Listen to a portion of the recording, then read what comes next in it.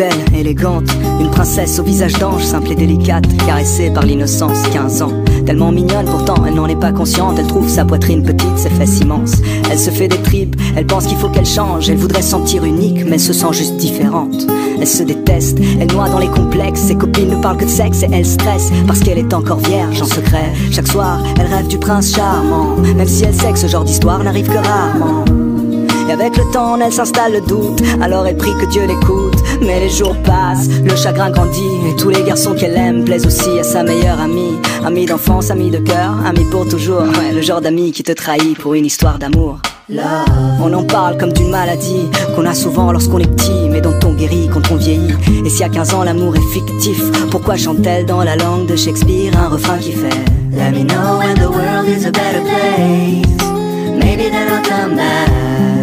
Now I'm going to outer space, looking for another place to crash. Let me know when the world is a better place, but now you have to let me go. I'll meet you there on the patio, where Juliet met Romeo. Il est pisse, enfin c'est ce que ses amis disent. Le genre de gosse qui n'aimait que des ondes positives. 16 piges, si romantique, pas le type classique qui ne pense qu'avec sa tête.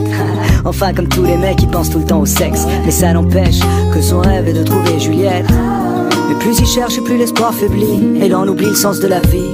Il maudit l'époque, il trouve les filles trop agressives. Souvent ça le bloque, lui qui rêve d'une fille timide. Il le sait que c'est stupide et qu'il est trop difficile, d'aucune fille n'arrive à la cheville de celle qu'il s'imagine. Roméo, Roméo, devant l'ordi et ses jeux vidéo, jusqu'au bout de la nuit à faire le tri de tous ses idéaux. Et dehors, une voix distante lui chante Let me know when the world is a better place, maybe then I'll come back. Now I'm going to outer space, looking for another place to crash. Let me know when the world is a better place, but now you have to let me go. I'll meet you there on the patio, where Juliet kissed Romeo. Elle était seule ce soir-là, il la voit de loin. Elle a le cœur qui bat à 1000 à l'heure, mais fait semblant de rien. Lui pour une fois n'y pense pas trop et son instinct le guide, et tout lui vient de manière instinctive. Il s'approche d'elle, salut, ça va? Elle lui sourit, et voilà, c'est aussi simple que ça. À quoi bon chercher des prétextes quand il suffit d'un mot, d'un geste, et le destin fait le reste. Ils passent la nuit à se raconter leur vie, à s'enlacer, faire l'amour, s'embrasser à l'infini. Finally, les deux se sentent vivre, elles écrivent un nouveau chapitre du livre. Juliette et Roméo, Roméo et Juliette, sans fin tragique, une histoire si parfaite.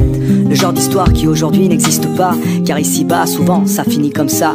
Roméo maintenant est pris, donc les filles sont folles de lui. Juliette veut être indépendante, donc pas d'enfant, pas de famille. Du coup, lui devient moins romantique, elle moins innocente. Et peu à peu, ils prennent leur distance, ils font un break, histoire de voir d'autres gens. Parce qu'au moindre doute on se laisse, aujourd'hui c'est fréquent. C'est typique de l'époque, on se quitte sans combattre. Et de l'amour il reste que des reliques d'une vieille pièce de théâtre. Roméo et Juliette, Juliette et Roméo, l'amour une maladie et je prie pour un fléau.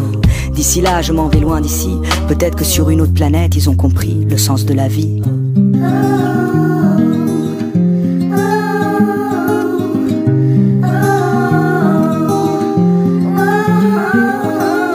Let me know when the world is a better place, maybe then I'll come back.